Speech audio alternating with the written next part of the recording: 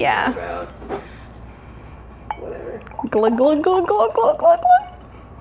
That's my signature move on my YouTube channel. Oh, should I just say my name and stuff too? Yeah, dude. Okay. Hi, yeah, my name is Jenny Robinson. I'm a freelance video editor, and I was born and raised in Plano, Texas. I cried a lot, just for no reason. That's a great clip, and I'll just put it like intermittently. I just cried a lot. I cried a lot. So, yeah, I do remember, and it wasn't even, it's more just in my head of a story, but where you have those flashbacks on your childhood, and this is a really bad one. I just, for some reason, was at daycare and just started crying, and I didn't have a reason for it. I didn't know why I was crying. I just did that sometimes. I'm sure somebody said something mean to me. The teacher came up to me and she's like, "Why are you crying?" And I felt like I had to give a reason, so I was like, "My cat died." The cat had died like 5 years before that.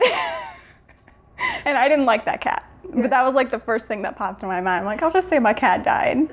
So, and there was a lot of girl drama happening back then, which I didn't really understand. So I pretty much like excluded myself from the group and got really into reading. So I became that weird girl that read books in the corner. Like, you're that weird girl that reads.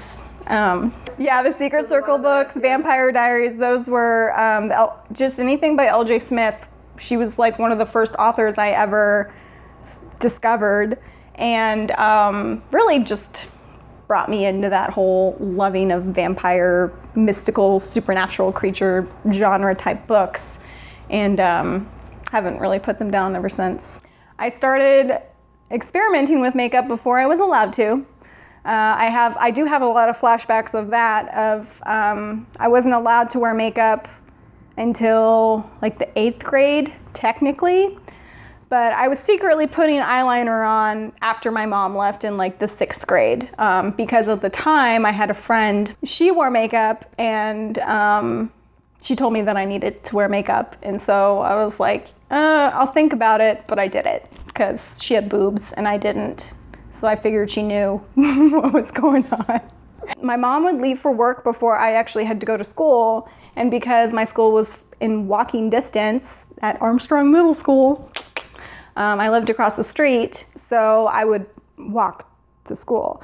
And there were a couple times where, she would leave, and that would be my opportunity to go put on her eyeliner or put on her mascara. I think I mostly did eyeliner and mascara. And I think she had switched over to waterproof at that time, which I was not aware of. I was not paying attention. I was just like, okay, mom's gone. Time to go put my eyeliner on. I was about to leave the house, and I would go through the garage, and I was like walking out the garage door, and the garage door starts opening on its own, and I'm like, oh shit. And so I realized it's her. She'd come back and forgotten something. So I like ran back into the bathroom and fiercely tried to like scrub my face to like hide the evidence that I had been wearing makeup. And I guess I did, but it was like waterproof. So I was like, no, because it was just everywhere. And my mom, she came in, she's like, oh, I forgot something. I'm just in the bathroom like, hey, she's like, what are you doing in there? I'm like, nothing. And she left without realizing it. But then I went to school and I had like red eyes, but I tried to put more makeup on before I went to school. So it was a good day for me. I'm not a very artistic person, but putting makeup on is kind of an art in itself, and I think I'm okay at it. I'm pretty good. Pretty good. So I just used makeup as like an art. So it's my thing. I just love it.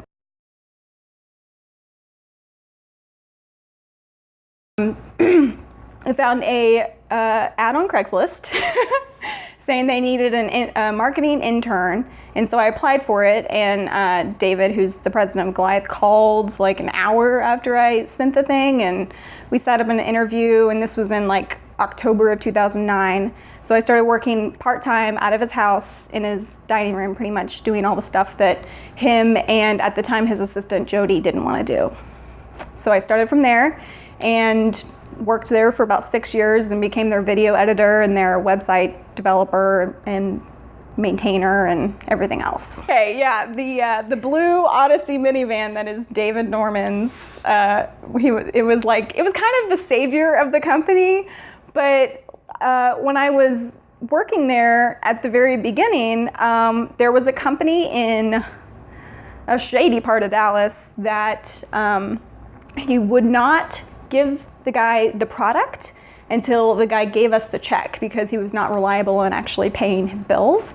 But David couldn't say no to the business, but it was like, you're not getting paid, dude. Anyway, he would pack up the van, or I would have to go to Capel to our warehouse, pack the van up, and then drive to this location in Dallas. Like, I think I did it like 2 or 3 times within like a month. In that van, there were so many times that I'd be in it and the check engine light would come on, or like it'd start pulling to the right because he needed to get his wheels aligned. And yeah, there were a couple times that I thought I wasn't gonna make it. I'm freelancing, so I've been doing a few video editing jobs through Upwork, and then I've got a couple interviews happening. There's something in Fort Worth that I'm like, I hope they don't call me. Yeah. I don't want to go to Fort Worth. Oh, dark side, yes. Yeah.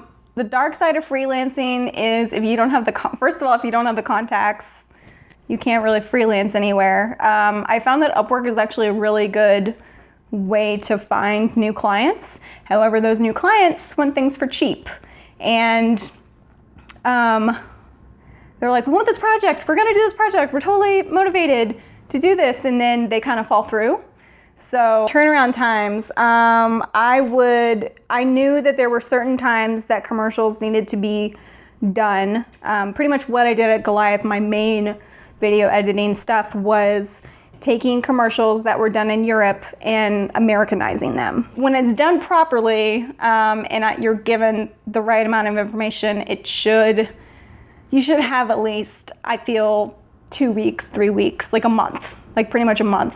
I would usually have a week to do all that because I would ask, hey, this is around the time that the commercials are airing. Do you want me to start scripting? Do you want me to start doing all this?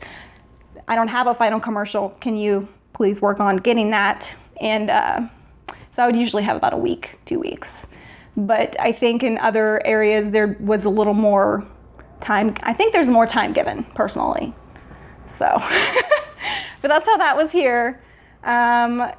In my freelancing time, it's kind of been, I have been calling the shots like, look, this is how long it'll take me.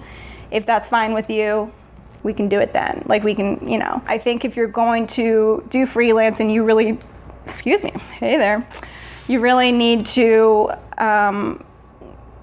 put boundaries between you and your client.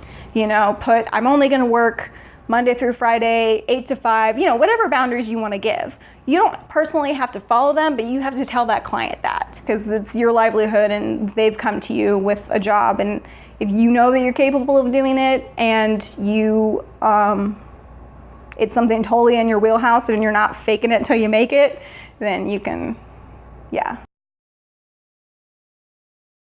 Did you still want to move to Canada with me?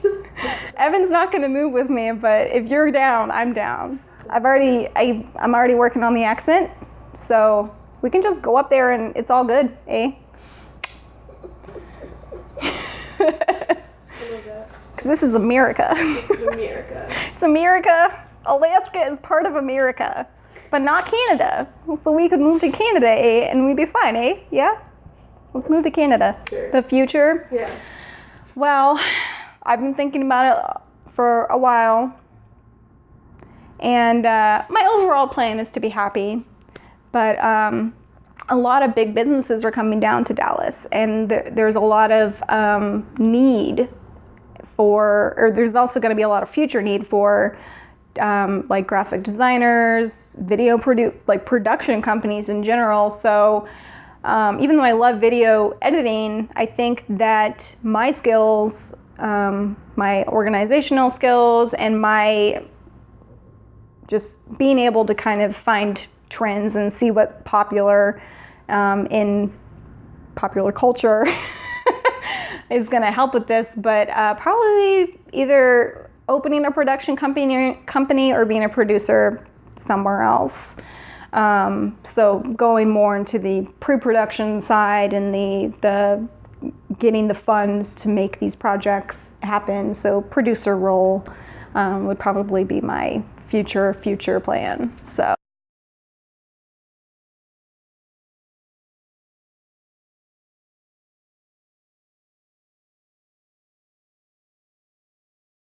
I just know.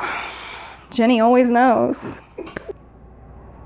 Wine is made out of fruit. Yeah, so I'm getting my vitamins right here.